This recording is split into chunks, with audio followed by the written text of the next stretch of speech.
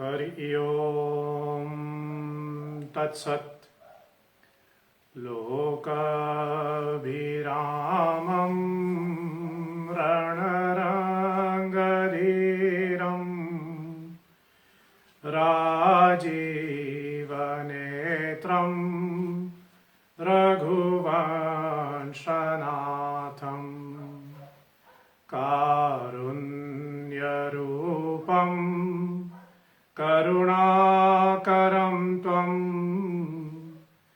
श्रीरामचन्द्रं शरणं प्रपद्ये।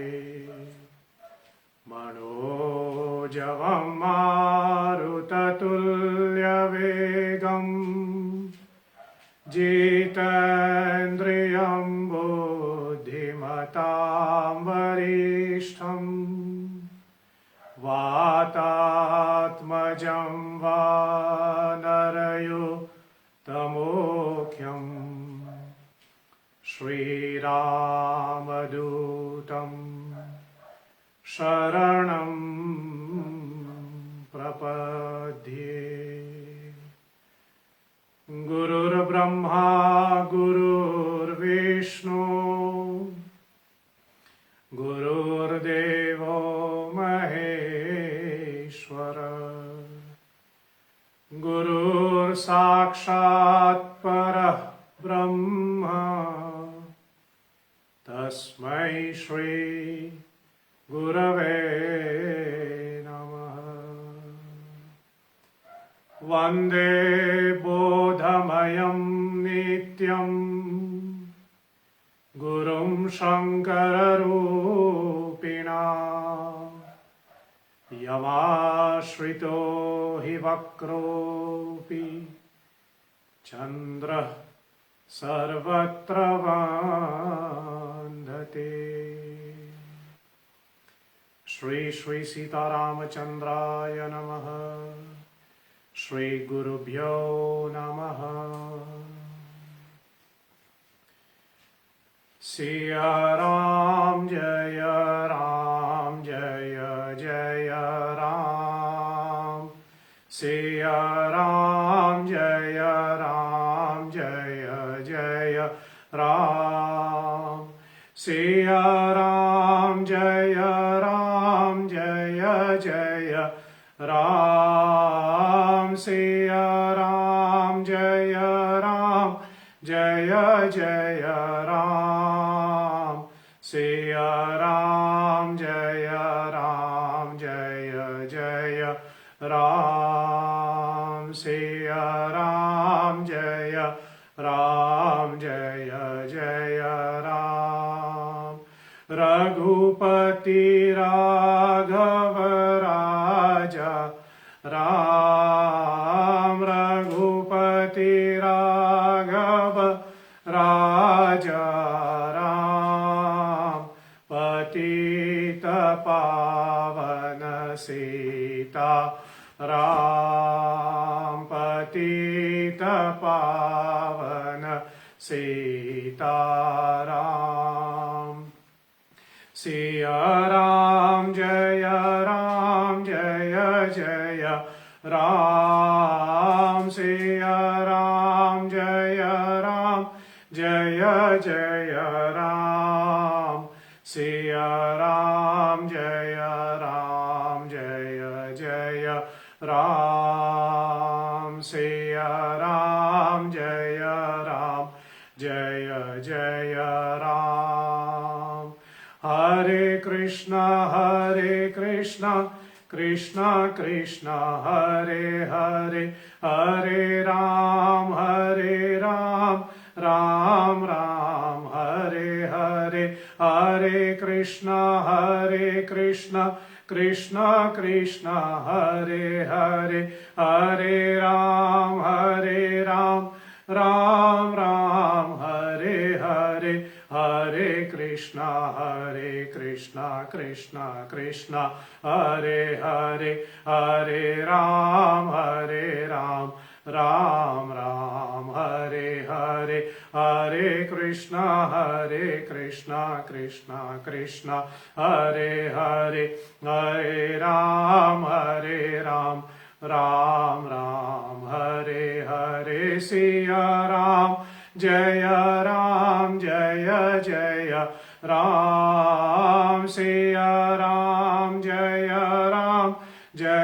जय राम सिया राम जय जय राम सिया राम जय जय राम जय जय जय हनुमान गोसाई जय जय जय हनुमान गोसाई कृपा करहु गुरुदेव की नाई कृपा करहु गुरुदेव की नाई सिया राम जय जय राम सिया राम जय जय राम सिया राम जय जय राम सिया राम जय जय राम सिया राम जय जय राम जय जय राम जय जय राम जय जय राम श्री गुरु चरण सरोज रज निज मन मुकुर सुधार बरनौ रघुवर बिमल जस जो दायक फल चार बुद्धिहीन तनु जानिके सुमिरो पवन कुमार बल बुद्धि विद्या देहु मोहि हरहु कलेश विकार सिया वर रामचंद्र भगवान प्रिय राम नाम भगवान प्रिय सदगुरु भगवान प्रिय राम चरण रति जो चहे अथवा पद निर्वाण भाव सहित सो यह कथा करहु श्रवण पुत पान आइए हनुमंत विराजिए कथा कहूँ मति अनुसार प्रेम सहित गादी धरूं पधारिए पवन कुमार सियावर रामचंद्र भगवान प्रिय हो बाल कृष्ण भगवान प्रिय हो भवानी शंकर भगवान प्रिय हो पवन सुत हनुमान दादा प्रिय हो पूज्यपाद गोस्वामी तुलसीदास जी महाराज प्रिय हो श्री गुरु चरण कमलेभ्यो नमः।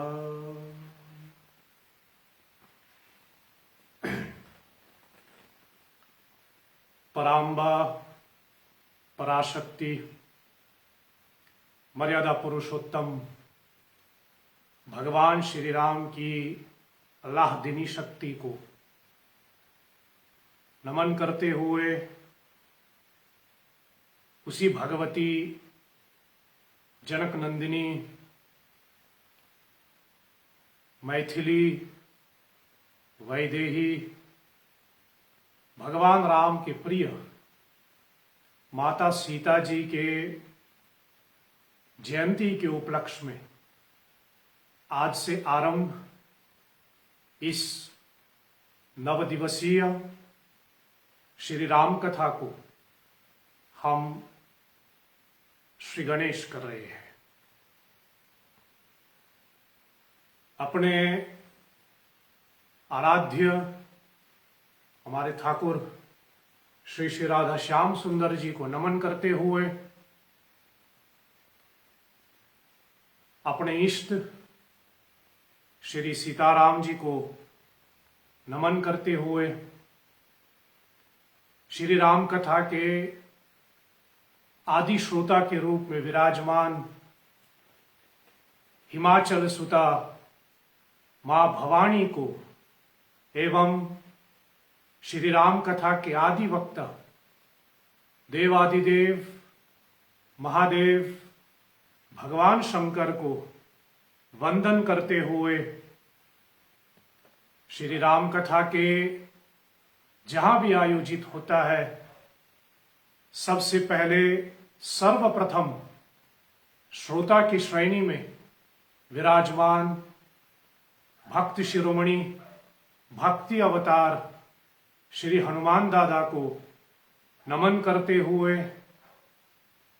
रामायण के आदि कवि महर्षि वाल्मीकि जी को प्रणाम करते हुए मर्यादा पुरुषोत्तम भगवान राम के श्री चरित्र का वर्णन करते हुए पूरे विश्व में जिन्होंने राम की चरित्र घर घर तक पहुंचाए ऐसी कली पावन अवतार पूज्यपाद गोस्वामी तुलसीदास जी महाराज को मैं वंदन करते हुए अपनी शिक्षा एवं दीक्षा गुरु को दंडवत प्रणाम करते हुए सभी प्रियजनों को पंडितगण आचार्यगण परम स्नेहीगण सभी प्रकट अप्रकट चेतनाओं को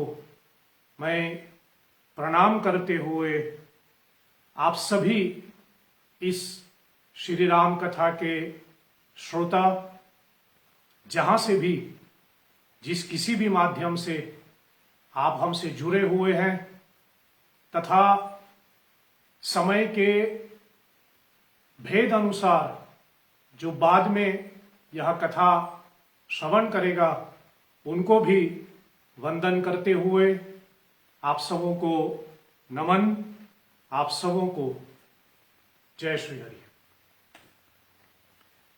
इस नवदिवसीय श्री राम कथा की पहली रात्रि की कथा में हम आप सबों का स्वागत करते हैं।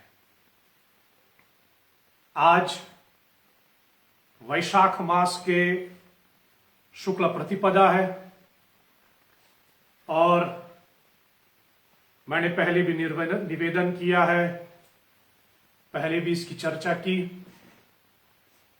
लगातार शायद 2 या 3 सालों से परंपरा अनुसार वैशाख मास के शुक्ल प्रतिपदा को अपनी निजता एवं मेरी अपनी एक व्यक्तिगत आस्था के आधार पर शुक्ल प्रतिपदा वैशाख मास से लेकर के वैशाख मास के शुक्ल नवमी तक इन 9 दिनों को अपनी व्यक्तिगत आस्था के आधार पर, जिसको मैं सीता नवरात्रि कहता हूं, आज से यह सीता नवरात्रि आरंभ हो रहे हैं। जो श्री हरि सेवा संस्था एवं मेरे व्यासपीठ से जुड़ा हुआ है, अन्य बहुत से और भी हमारे श्रोतागण, हमारे भक्तगण, जिनकी भी इस विश्वास के ऊपर उनकी अपनी आस्था है, वह लोग भी आज से सीता नवरात्रि आरंभ कर रहे हैं। लगातार 9 दिनों तक, आज से 9वीं तिथि तक, रोज भगवती जनक नंदिनी सीता माता को केंद्र में रख करके कुछ विशेष पूजा अर्चना हम लोग करें, ताकि इस वैशाख मास के शुक्ल नवमी को मां जानकी जी की हम लोग जयंती मनाएं। और इसी संदर्भ में यह राम कथा आज से इस फेसबुक लाइव के माध्यम से हम आरंभ कर रहे हैं। इस साल भी कुछ परिस्थिति ऐसे बन रहे हैं कि हम सब सामूहिक तौर पे मंदिरों में जुट करके इस पर्व को नहीं मना पा रहे हैं। और जिस प्रकार सभी लोगों ने व्यक्तिगत अपने अपने घरों में रामनवमी मनाई, श्री हनुमान जयंती मनाए, उसी प्रकार यह सीता नवरात्रि भी पुनः एक बार फिर सब लोग व्यक्तिगत तौर पे अपने अपने घरों में ही हमको मनाना पड़ रही है। आपको स्मरण रहे, या फिर जैसे हम लोग हमेशा कहते रहते हैं, something is better than nothing. कुछ ना करें इससे बेहतर है कि आधुनिकीकरण का, टेक्नोलॉजी का सदुपयोग करके कुछ अपनी मन, वाणी एवं वातावरण को पवित्र करने हेतु, स्वांतः सुख के लिए एवं श्री सीता जी के चरणों को अर्पित करने के लिए हम इन 9 दिनों तक सीता माता के विषय में कुछ सात्विक, तात्विक एवं प्रामाणिक चर्चा हम लोग करें। हरदम मैं कहता रहता हूं, मैं पुनः इसको दोहराऊं, जितने धूमधाम से रामनवमी मनाया जाता है, जितने धूमधाम से हनुमान जयंती मनाए जाते हैं, उतने ही भक्ति, उतने ही धूमधाम से हमें सीता जयंती मनाना चाहिए। राम जन्म जब होता है, रामनवमी, सभी लोग बड़े आनंदित होकर के भगवान राम के लिए विशेष पूजा करते हैं। और रामनवमी के दिन तो आप जानते ही हैं कि हम लोग श्री राम जी, भरतलाल, लक्ष्मण जी एवं शत्रुघ्न जी की जयंती मनाते हैं। ये पूरा राम का जो पंचायत है, इसको पूरी तरह से हमें सम्मानित करना चाहिए। राम की ये पूरी पंचायत हमारे मनुष्य जीवन से जुड़ा हुआ होता है। हमारे मनुष्य शरीर 5 तत्वों से बना है, और राम की ये जो पंचायतन है, राम की जो, अथवा जैसे हम कहें राम दरबार की ये जो 5 तत्व है, वह हमारे शरीर के साथ जुड़ा हुआ है। और आप जानते ही हैं, यदि हमारे शरीर की एक तत्व, हमारे शरीर की एक element among the 5 elements of the material body, अगर उसमें से एक एलिमेंट गड़बड़ हो जाते हैं, तभी जाकर के हमारे शरीर के अंदर बीमारियां उत्पन्न होती है। That's why it is very important that we maintain a balance between these 9 elements. और इसी के लिए हमारे शास्त्रों ने बहुत से ऐसे विधान दिया है. टू स्टार्ट विद, हम लोग इसी कारण से रोज पंच महाभूत की पूजा करते हैं. जिन 5 देवताओं की हम लोग रोज पूजा करते हैं, वन ऑब्जेक्टिव इज कि हमारे शरीर की ये 5 तत्व संतुलित रहे. उसी प्रकार भगवान श्री राम की जो पंचायतन है, जो राम दरबार में जो 5 तत्व विराजमान है, उसको यदि हम सम्मानित करें तो उनकी कृपा से हमारे शरीर की 5 तत्व संतुलित हो जाता है. राम दरबार में सर्वप्रथम श्री हनुमान जी को हम स्मरण करें. श्री हनुमान जी वायु तत्व है, एयर एलिमेंट जैसे हम कहें. Hanuman ji represents air element. Ram दरबार में शत्रुघ्न है. शत्रुघ्न रिप्रेजेंट्स आकाश एलिमेंट. फिर उसके बाद लक्ष्मण जी है. लक्ष्मण रिप्रेजेंट्स अग्नि तत्व. फिर उसके बाद भरत जी है. भरत रिप्रेजेंट्स जल तत्व. और आखिर में हम कहें सीताराम जी है, जिसमें सीता माता पृथ्वी तत्व है. और मर्यादा पुरुषोत्तम इन 5 तत्वों का आधार है.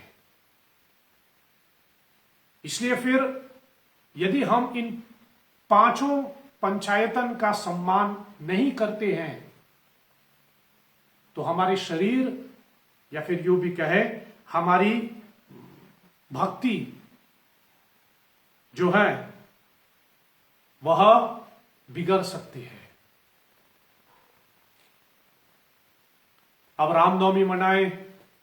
रामनवमी मनाते समय आपने श्री रामचंद्र जी, भरत, लक्ष्मण, शत्रुघ्न, चारों कुमारों को हम लोगों ने सम्मानित किया. मतलब शत्रुघ्न जो आकाश तत्व मैंने बताया, लक्ष्मण जी जो अग्नि तत्व है, भरत जो जल तत्व है, उनके निमित्त पूजा हुई, वंदना हुई. श्री हनुमान जी जो वायु तत्व है, उसको हमने सम्मानित किया. लेकिन जो पृथ्वी तत्व है, जिसकी अधिष्ठात्री मां सीता जी है, यदि हम उनकी सम्मान नहीं करते, यदि हम उनकी जयंती भी ना मनाएं, तो फिर हमारी भक्ति बिगड़ सकती है. इसलिए इसी को ध्यान में रखते हुए 1-2 सालों से, जैसे मैं कह रहा हूं, परंपरा सी बनी आ रही है कि रामनवमी के लिए 9 दिवसीय राम कथा हो. श्री हनुमान जयंती के लिए भी 9 दिवसीय श्री राम कथा हो. और सीता माता की जयंती के लिए भी 9 दिवसीय श्री राम कथा हो. परमात्मा के प्रति हम अपना आभार व्यक्त करें कि इस विगत परिस्थिति में भी कुछ लिमिटेशन के साथ रामनवमी के लिए हम लोगों ने यथा उपलब्धि से 9 दिवसीय राम कथा गाई. श्री हनुमान जी के चरणों को समर्पित 9 दिवसीय राम कथा हुई. और उसी परमात्मा मर्यादा पुरुषोत्तम भगवान राम, उनकी असीम कृपा से एवं जनक नंदिनी सीता जी की कृपा से आज से हम पुनः 9 दिवसीय राम कथा गाना, अथवा जैसे कहें श्री राम कथा आरंभ कर रहे हैं. सीता माता हमारे शरीर का या फिर 5 तत्वों में पृथ्वी तत्व, धरती का प्रतीक है। और आप देखिए हमारे जीवन में हम लोग, हमारी एक परंपरा है या फिर हम लोगों की एक मान्यता होती है, सवेरे सवेरे जब हम लोग उठते हैं, जागते हैं सवेरे, when we wake up in the morning, पहला जो हम लोग श्लोक बोलते हैं या फिर पहला जिसको हम नमन करते हैं वह स्वयं धरती माता है। पलंग से उठने से पहले या फिर यूं कहें अपने पैरों को धरती पे रखने से पहले हम धरती माता को वंदन करते हैं।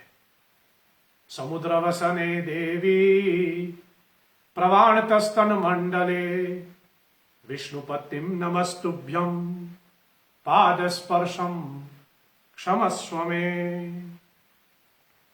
ऐसा बोल करके हम धरती माता को नमन करते हैं और हम अपने पैर उसके ऊपर रखते हैं। इसलिए पहले भी मैंने निवेदन किया हुआ है, हमारे दैनिक जीवन में या फिर हमारे डे टू डे लाइफ में बहुत से ऐसी, वैसे तो अनेक होगा, लेकिन जो कि हम सीता नवरात्रि मना रहे हैं। नवरात्रि आप जानते हैं, शब्द प्रयोग किया गया है नवरात्रि, क्यों? क्योंकि पराशक्ति, परांबा, दुर्गा जैसे कहे, उनके 9 रूप होते हैं। उन्हीं 9 रूपों को सम्मानित करते हुए हम नवरात्रि मनाते हैं। इसलिए हमारे जीवन में और भी हो सकते हैं, लेकिन मैं कहूं जो कि नवरात्रि है, इसलिए मैं इसको 9 पे केंद्रित करके पुनः एक बार फिर आपके सामने आपको याद करवाऊं। 9 ऐसी चीजें होती हैं जो हम अपने जीवन में प्रयोग करते हैं, जिसको प्रयोग करते समय उनको बहुत आदर देना चाहिए। We should honour, we should always use these 9 honourably. 9 ऐसी वस्तु। पहला, जैसे मैंने आपको बताया, धरती। धरती माता को पूरा सम्मान देना चाहिए, धरती को सम्मानित करना चाहिए, क्योंकि धरती हमारी मां है और धरती रिप्रेजेंट्स सीता माता। हमारा दिनचर्या सीता जी की स्वरूप से आरंभ होते हैं, इसलिए धरती सीता माता है। कुछ ऐसे धरती के ऊपर ना करें जिससे हम धरती मां को अपमानित करें, जिससे धरती माता को कष्ट हो। धरती माता को कष्ट कराओगे तो इनडायरेक्टली मैं कहूं हम सीता माता को कष्ट दे रहे हैं।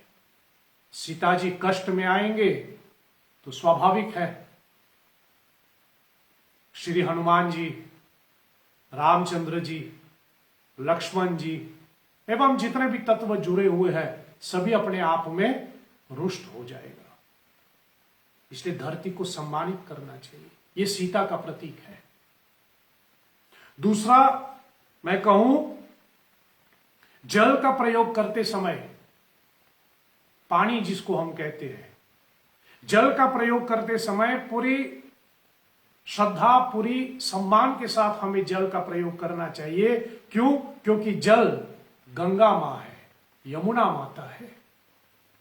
जल का प्रयोग करके हम गंगा माता एवं यमुना माता को सम्मानित कर रहे हैं। इसलिए ध्यान देना चाहिए कि हम गंगा जी को, यमुना जी को एवं जितने भी हमारे नदी के रूप में हमारी देवियां हैं उन सबको सम्मान कर रहे हैं। एक तो हम धरती का प्रयोग करते हैं, जल का प्रयोग करते हैं, तीसरा शायद मैं कहूं, भोजन करते समय उस अन्न को जो हम ग्रहण करते हैं, अनाज जैसे कहे, वह अन्नपूर्णा माता है, जो कि पार्वती एवं दुर्गा का रूप माने जाते हैं। यद्यपि अन्न को ब्रह्म भी कहा गया है, लेकिन अन्न दुर्गा का प्रतीक है, शक्ति का प्रतीक है। अन्न का निरादर करना दुर्गा माता का निरादर है। इसलिए धरती, जमीन जैसे हम लोग कहें, पानी, जल, अन्न माने अनाज जो हम खाते हैं। चौथा शायद मैं कहूं, हमारा जो मेहनत से हम लोगों ने जो धन कमाया होगा, जो पैसा हम लोग कमाते हैं, उसको भी पूरे इज्जत के साथ प्रयोग करना चाहिए, पूरे सम्मानित के साथ प्रयोग करना चाहिए, क्योंकि यह लक्ष्मी का प्रतीक है। इसलिए उसका भी सम्मान करना चाहिए। उसके बाद मैं कहूं, जितने भी चीजें को हम पढ़ते हैं, मैगजीन पढ़ते हैं, कभी न्यूज़पेपर पढ़ते हैं, जहां भी हमको कुछ पढ़ने को मिलता है, किताबें पढ़ते हैं, जो भी हम लोग पढ़ते हैं, यह सरस्वती माता का प्रतीक है। इसलिए उसका सम्मान करना चाहिए। अखबार या जहां पर भी जो भी हम, केवल अखबार नहीं, जो भी हम लोग पढ़े, यदि उसका अपमान करोगे तो आप सरस्वती माता का अपमान कर रहे हैं। इसलिए उसका भी सम्मान करना चाहिए। फिर चौथा मैं कहूं, जो हम आसपास के लोगों से मिलते हैं, जन जिसको हम कहते हैं, जितने जन से हम भेंट करते हैं, जितने लोगों से हम मिलते हैं, यह राधा का प्रतीक है, गोपियों का प्रतीक है। इसलिए एक दूसरे को सम्मानित के साथ मिलना चाहिए। तभी तो हमारे यहां अतिथि देवो भव की बात कही गई है। यह राधा का स्वरूप है। जो हम शब्द का प्रयोग करते हैं, यह गायत्री मां है। इसलिए शब्द का भी ठीक से प्रयोग करना चाहिए। यह गायत्री मां है। उसके बाद शायद मैं कहूं, एक तो मैंने आपको बताया कि अनाज का सम्मान करना चाहिए, क्योंकि ये अन्नपूर्णा है। ये तो अनाज हुआ, लेकिन किस ढंग से हम खा रहे हैं। हम जब उसको खा करके, उसको चबा करके अपने मुंह में डालते हैं, उसका भी एक तरीका होता है। उसको भी पूरे सम्मान के साथ करना चाहिए। क्यों? क्योंकि ये स्वाहा देवी है। जो हम भोजन करते हैं, ये स्वाहा देवी है, अग्निदेव की पत्नी मानी जाती है। और नौवा मैं कहूं आपसे, जो है जिसको हमें पूरे सम्मान करना चाहिए, वो हमारी निद्रा। निद्रा जो है वह निद्रा देवी ही है। वैसे ऋग्वेद में वर्णन किया गया है कि पार्वती माता का ही स्वरूप है निद्रा देवी। और श्री राम कथा में तो निद्रा देवी की एक बहुत अहम भूमिका रही है। कहा जाता है कि जिस प्रकार श्री रामचंद्र जी जब धरती पे आए अपनी लीला करने के लिए, तो भगवान राम की सेवा करने के लिए, आप जानते ही हैं, देवादिदेव भगवान शंकर हनुमान जी के रूप में प्रकट हुए, ताकि वो राम की सेवा करे, राम की सहायता करे। उसी प्रकार भगवती पार्वती माता को भी, मतलब देवी पार्वती को भी हुआ कि मैं भी श्री राम की सेवा करूं। तब कहा जाता है कि जब मर्यादा पुरुषोत्तम राम को 14 साल का वनवास हुआ और लक्ष्मण जी उनके साथ जाना पड़े, और 14 साल तक लक्ष्मण जी नहीं सोए, तो उस समय निद्रा देवी, जो कि पार्वती माता का स्वरूप है, पार्वती माता ने निद्रा देवी के रूप धारण करके श्री राम जी की सहायता करने के लिए लक्ष्मण जी को वरदान दिया है कि 14 साल तू सोएगा नहीं, और 14 साल जो तू नहीं सोएगा, तेरी हिस्से की नींद, वो आशीर्वाद के तौर पे मैं कहूं कि तेरी अर्धांगिनी उर्मिला तेरे हिस्से की नींद को पूरा कर लेगी। इसलिए उर्मिला मतलब निद्रा देवी ब्लेस्ड, उसने उर्मिला को वरदान दिया कि तू अपनी पति के हिस्से की नींद को पूरा कर ले, ताकि तेरा पति लक्ष्मण जी 14 साल तक राम की सेवा कर सके। तो ये 9 प्रकार के देवियां, 9 देवियां जैसे कहे, जो हमारी डेली लाइफ में, हमारे डे टू डे लाइफ में हमसे जुड़ा हुआ है। इसलिए इन सब का सम्मान होना चाहिए। अब सम्मान करने का मतलब क्या है? सम्मान का मतलब बस इतना ही कह करके मैं आगे बढ़ूं, समय भी हो गया कथा के विषय में, इसको इंट्रोड्यूस करके हम आज की कथा को विराम देंगे। जब हम कहते हैं कि हम इन 9 देवियों को सम्मानित करें, तो इसका अर्थ क्या है? इसका अर्थ है, एक तरीका होता है कि हम इन 9 देवियों को सम्मानित करें कि हम इन सभी जो वस्तुएं मैंने आपको बताया, जो हम अपनी डेली लाइफ में यूज करते हैं, जो हम अपनी डेली लाइफ में उसका प्रयोग करते हैं, उसको एक सीमित तरीके से करें, एक डिसिप्लिन तरीके से करें, ना जरूरत से ज्यादा, ना जरूरत से कम। उदाहरण के तौर पे जैसे हमने कहा, जल, जरूरत से ज्यादा जल का प्रयोग ना करें या जरूरत से कम भी ना करें। अनाज को जरूरत से ज्यादा ना करें, जरूरत से कम भी ना हो। नींद को भी पूरा कर लो, जरूरत से ज्यादा निद्रा अच्छा नहीं है और जरूरत से कम भी निद्रा अच्छा नहीं है। जितना निद्रा की आवश्यकता है उतना निद्रा को पूरा करो। इसे सब चीज को बैलेंस करना चाहिए। जब हम इन सब चीजों को बैलेंस करते हैं, इसी में हम इन 9 देवियों को सम्मानित करते हैं। और जो कि यह सीता नवरात्रि, जिसको मैं कहता हूं, आज ये वैशाख शुक्ल नवमी है, वैशाख शुक्ल प्रतिपदा, आज से नवरात्रि शुरू हो रही है। आप जानते हैं, नवरात्रि में हम दुर्गा जी की 9 रूपों की पूजा करते हैं। जगदम्बा के 9 रूपों को वर्णन करें।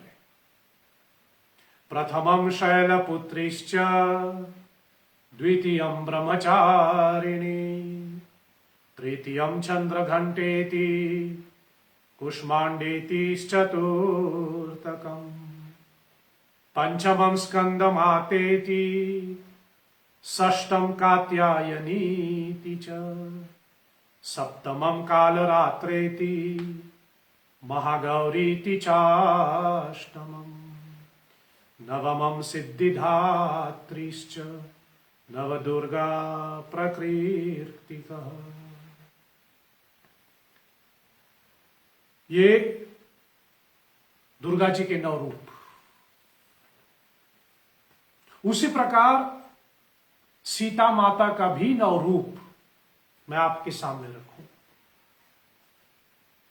जो प्रथमम शैलपुत्रीश्च का जो श्लोक देवी सप्तशती में आते हैं, उसी को आधार बना करके, मैं कोई श्लोक निर्माण नहीं कर रहा हूं, लेकिन उसी को आधार बना करके उसी प्रकार सीता जी के 9 रूप मैं आपके सामने रखूं। भगवती सीता माता की 9 रूप है। जैसे हम लोग कहते हैं प्रथमम शैलपुत्रीश्च, दुर्गा जी का पहला रूप शैलपुत्री, द्वितीयम ब्रह्मचारिणी, दूसरा रूप ब्रह्मचारिणी, तृतीयम चंद्रघंटेति, तीसरा रूप चंद्रघंटा, कुष्मांडेतिश्च चतुर्थकम, चौथा रूप कुष्मांड, पंचमम स्कंदमातेति, 5वां रूप स्कंदमाता, षष्ठम कात्यायनीति च, चौथा रूप कात्यायनी, सप्तमम कालरात्रिश्च, 7वां रूप कालरात्रि, अष्टमम महागौरी, 8वां रूप महागौरी और 9वां रूप सिद्धिदात्री। ये भगवती दुर्गा माता की 9 रूप, जो आप सभी लोग परिचित है, भली भांति आप जानते हैं। उसी प्रकार सीता जी का भी 9 रूप मैं आपके सामने रखूं। यदि हम सीता माता की जीवन की पूरी चरित्र को आरंभ से लेकर के यदि हम लोग देखें, चिंतन करें उसके ऊपर, so we can have 9 forms of Sita, 9 रूप of Sita. पहला मैं कहूं, प्रथमम भूमिपुत्रिश्च। सीता जी कहां उत्पन्न हुए? भूमिपुत्री, भूमिजा जिसको हम कहते हैं, वहां धरती से उत्पन्न हुई। इसे मैं फिर निवेदन करूं, फिर आपका ध्यान आकर्षित करूं, या फिर यूं भी कहूं, पूरे जोर लगा करके मैं आपसे कहूं, धरती का सम्मान करें, धरती को ज्यादा कष्ट ना दे। एक तरह से आप देखे ही हैं, आप जानते ही हैं, हम लोग आज की इस परिस्थिति में इसलिए पहुंच गया, क्यों? क्योंकि हम धरती को कष्ट दे रहे थे। पूरे विश्व आजकल इसके ऊपर चर्चा कर रही है, जिसको हम लोग ग्लोबल वार्मिंग कहते हैं। धरती गर्म हो रही है, और एक कारण यह है कि हम धरती के ऊपर बिल्डिंग पे बिल्डिंग, बिल्डिंग पे बिल्डिंग लगाते जा रहे हैं। इसलिए धरती का सम्मान करें। सो प्रथमम भूमिपुत्रिश्च, सीता जी का पहला रूप, सीता माता की पहला रूप में हम लोग, पहली रूप में हम लोग देखें, सीता जी की पहली रूप में हम लोग देखें, वह भूमिपुत्री है। भूमिपुत्री माने डॉटर ऑफ धरती, डॉटर ऑफ अर्थ। ये सीता माता की पहली रूप है। प्रथमम भूमिपुत्रिश्च द्वितीयम जानकी। जब वह धरती से उत्पन्न हुई, सीता जी जब धरती से प्रकट हुई, तब जनक महाराज ने उनको अपना लिया। वह जनक की पुत्री बन गए, और जब जनक की पुत्री बन गए तो वह जानकी कहलाए। प्रथमम भूमिपुत्रिश्च द्वितीयम जानकी। दूसरा वो जानकी बन गई, जनक राज की पुत्री। So the first form of Sita, first रूप ऑफ सीता इज भूमिपुत्री। Second, Janaki, as she was adopted by King Janak. प्रथमम भूमिपुत्रिश्च द्वितीयम जानकी तृतीयम मैथिलीश्च।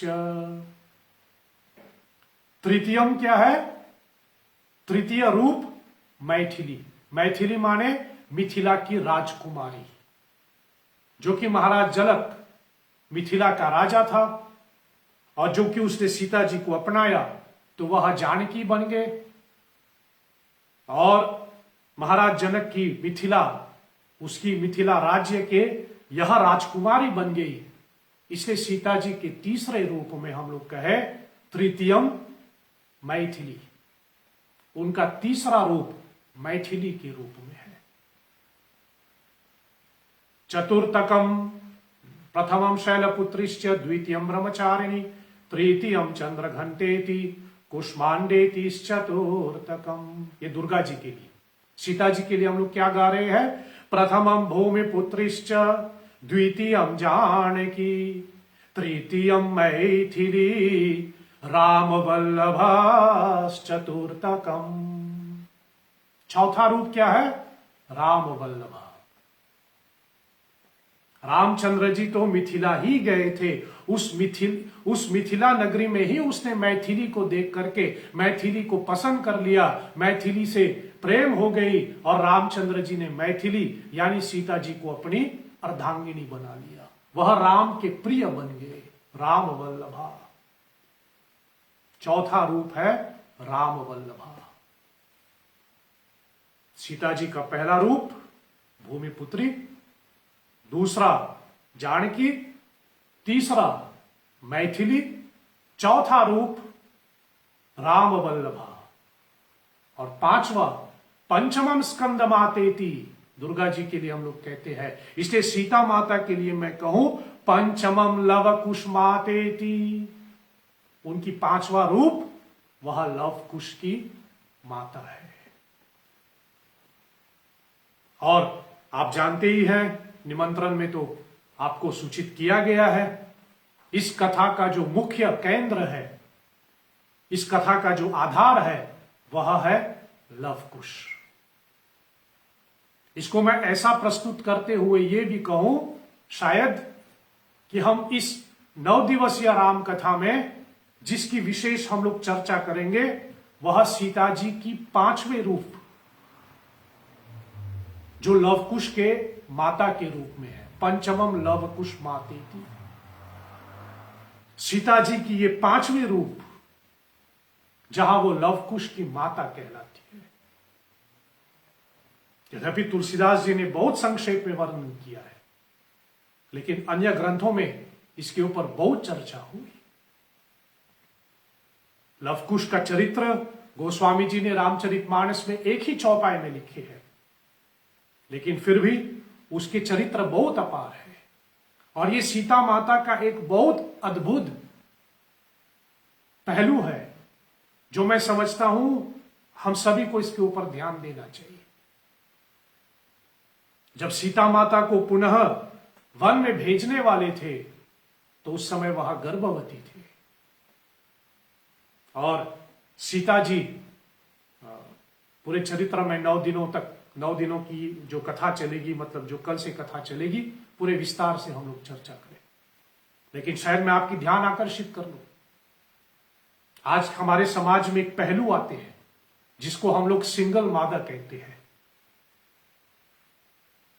सीता माता उसी पहलू को हमारे सामने रखते हैं।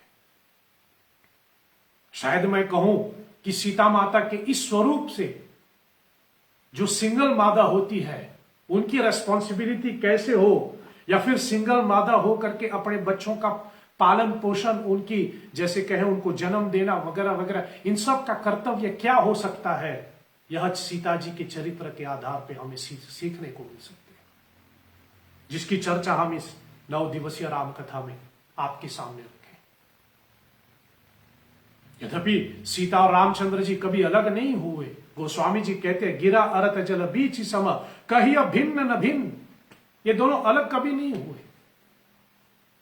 लेकिन लीला मात्र के लिए रामचंद्र जी अयोध्या के राजा बने और सीता माता वाल्मीकि जी के आश्रम में तपस्विनी के रूप में रहे, मतलब अलग से रहे।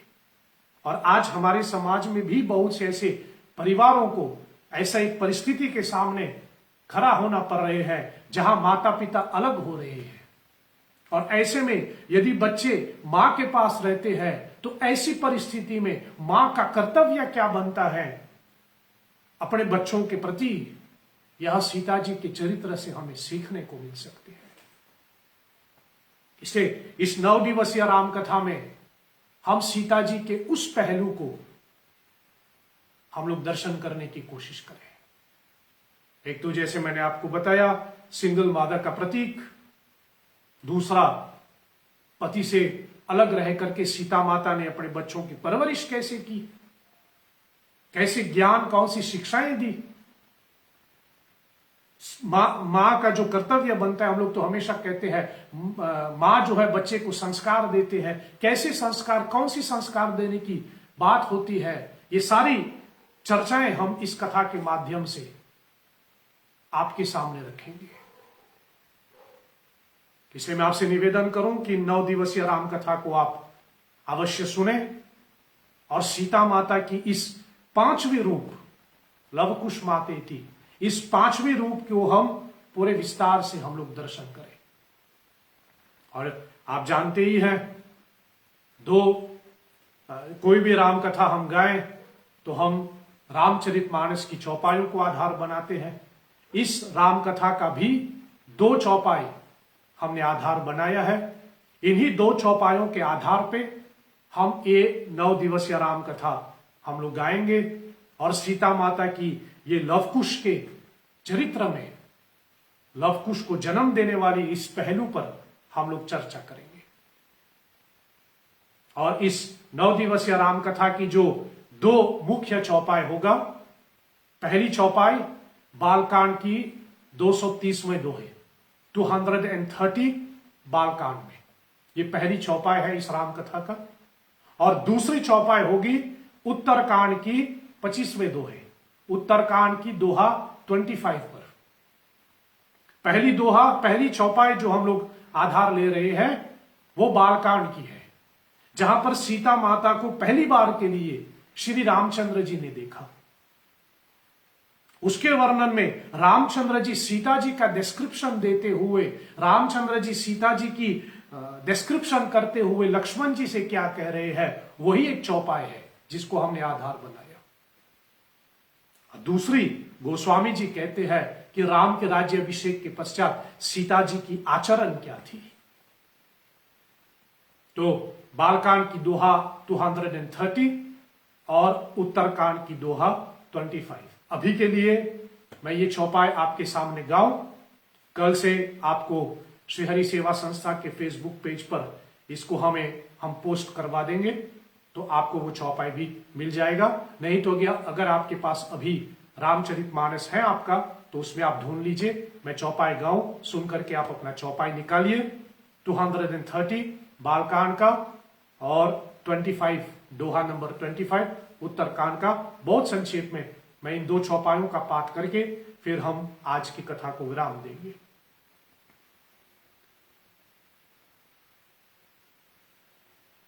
मंगल भवन अमंगल हारी, द्रवहु सुदशरथ अजीर बिहारी। मंगल भवन अमंगल हारी, द्रवहु सुदशरथ अजीर बिहारी। मंगल भवन अमंगल हारी, द्रवहु सुदशरथ अजीर बिहारी। मंगल भवन अमंगल हारी, द्रवहु सुदशरथ अजीर बिहारी। सुंदरता कहूँ सुंदर करई, छवि गृह दीप शिखा जनु बरई। सुंदरता कहूँ सुंदर करई, छवि गृह दीप शिखा जनु बरई। सब उपमा कवि रहे जुथारी, केहि पट तरऊ विदेह कुमारी। सब उपमा कवि रहे जुथारी, केहि पत तरऊ विदेह कुमारी। मंगल भवन अमंगल हारी, द्रवहु सुदशरथ अजीर बिहारी। मंगल भवन अमंगल हारी, द्रवहु सुदशरथ अजीर बिहारी। अहनिशि विधि मनावत रही, श्री रघुवीर चरण रति चाही। अहनिशि विधि मनावत रही, श्री रघुवीर चरण रति चाही। दुई सुत सुंदर सीता जाए, लव कुश वेद पुराण गाए। दुई सुत सुंदर सीता जाए, लव कुश वेद पुराण गाए। दुई सुत सुंदर सीता जाए, लव कुश वेद पुराण गाए। लव कुश वेद पुराण गाए, लव कुश वेद पुराण गाए। श्री श्री सीतारामचंद्र भगवान प्रिय। तो ये दो चौपाई इस कथा का मुख्य आधार रहेगा। पहली चौपाई फिर मैं कहूं बालकांड की दोहा 230 और दूसरी चौपाई हमने उठाया उत्तरकांड की दोहा 25। मैं आप सबों से एक निवेदन करूं जो ये कथा सुन रहे हैं। बहुत बार मैं यह भी मानता रहता हूं, मैं इसको मानता हूं कि हमें नया नया तरीका अपनाना चाहिए कुछ अपने पर्वों को मनाने का। जो श्री हरि सेवा संस्था के साथ जुड़े हुए हैं, आप जानते ही हैं, बहुत बार, हरदम तो नहीं लेकिन बहुत बार नवरात्रि के समय हम आप सबों से संस्था के लोगों से मैं कहता हूं कि रोज एक चौपाई संस्था के व्हाट्सएप ग्रुप पे लिख करके भेजें, और उसमें मैं एक शब्द दे देता हूं कि आप उस शब्द से कहीं पर भी तुलसीदास जी की चौपाई लिख करके आप भेजें। सभी लोग अपना अपना चौपाई भेजते तो रोज अलग अलग चौपाई पढ़ने को मिलता है, बहुत अच्छा लगता है। लेकिन इस बार मैं यह सोच रहा हूं कि इसको केवल संस्था के व्हाट्सएप ग्रुप के सीमित ना करके उसको थोड़ा हम सार्वजनिक करें। यह एक तरीका हो सकता है कि हम ये सीता नवरात्रि मनाएं, कि हमारा मन सीता जी पे केंद्रित हो और हम सीता जी के निमित्त कुछ अर्पण कर सके। इसलिए जो ये कथा सुन रहे हैं अभी या जब बाद में भी सुनेगा, मैं आपसे निवेदन करूं, ये जो पहली चौपाई हमने उठाया है बालकांड का, वह रामचंद्र जी लक्ष्मण जी से सीता जी का डिस्क्रिप्शन कर रहे हैं। सीता जी को पहली बार के लिए रामचंद्र जी ने देखा और लक्ष्मण जी को बोल रहे हैं। रामचंद्र जी ने जब सीता माता को पहली बार के लिए देखा तो रामचंद्र जी कहते, सुंदरता कहूं सुंदर करई। सीता माता इतने सुंदर कि वह सुंदरता को भी सुंदर कर देती है। राम की ये डिस्क्रिप्शन सीता माता का, हे लक्ष्मण देखो सीता जी कितने सुंदर है कि वह सुंदरता को भी सुंदर कर देती है। तो कहने का अभिप्राय मेरा ये कि सीता माता को अति सुंदर श्री रामचंद्र जी बता रहे हैं। इसलिए ध्यान से सुनिए। यदि आप इसमें जुड़ना चाहते हैं सो आप करें तो अच्छा रहेगा, आपकी साधना के लिए भी फायदेमंद होगा और थोड़ा सभी को चौपायों पढ़ने का अवसर मिलेगा। सो मैं आपसे निवेदन करूं, अभी आज की पहली कथा, आज की पहली रात्रि तो समाप्त हो गया, आज का छोड़िए। कल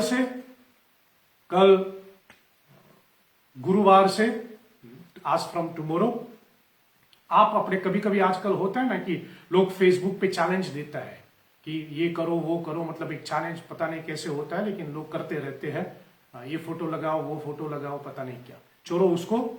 लेकिन उसी को आधार बना करके हम सीता जी के निमित्त थोड़ी सी सेवा करें।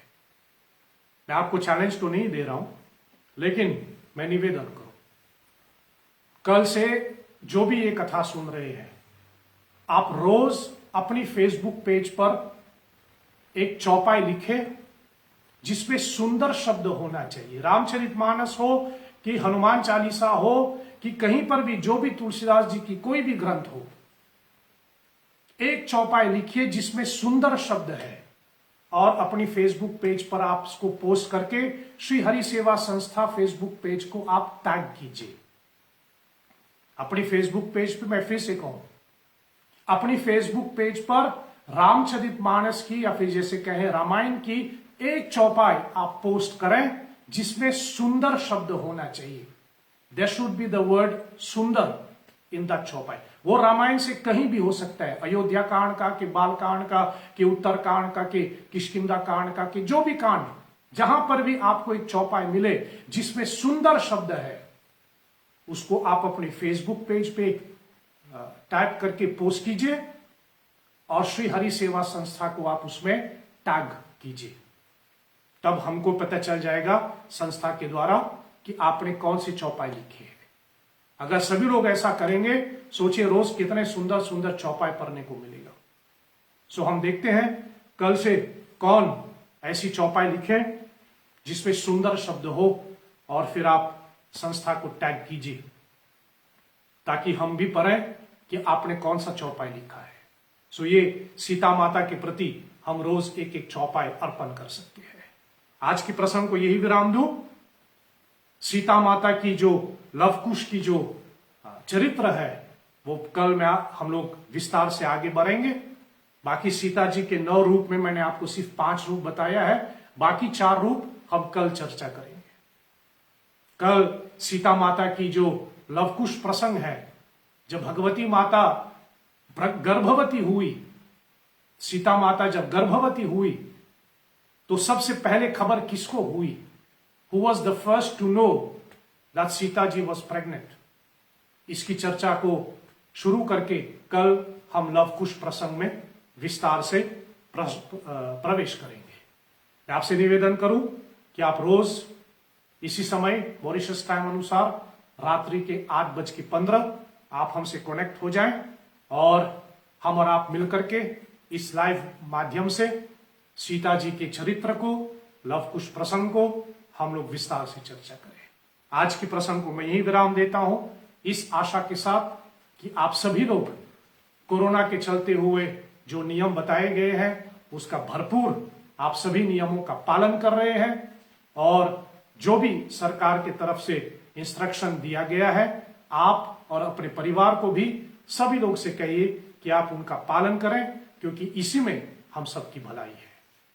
चलिए आज की कथा को विराम देते हुए हम लोग अंत में कहें, अच्युतम केशवम राम नारायणम कृष्ण दामोदरम वासुदेवम हरिम श्रीधरम माधवम गोपिका वल्लभम श्री जानकी नायकम श्री रामचंद्रम भजे। जय जय जय हनुमान गोसाई, कृपा करहु गुरुदेव की नाई। असतो मा सद्गमय तमसो मा ज्योतिर्गमय मृत्योर्मा अमृतं गमय। ओम सत्यम शिवम सुंदरम ओम शांति शांति शांति। ओम श्री श्री सीतारामचंद्रार्पणमस्तु। नमः पार्वती पतये। हर हर हर महादेव। आप सबों को शुभ रात्रि, साधुवाद, जय श्री हरि।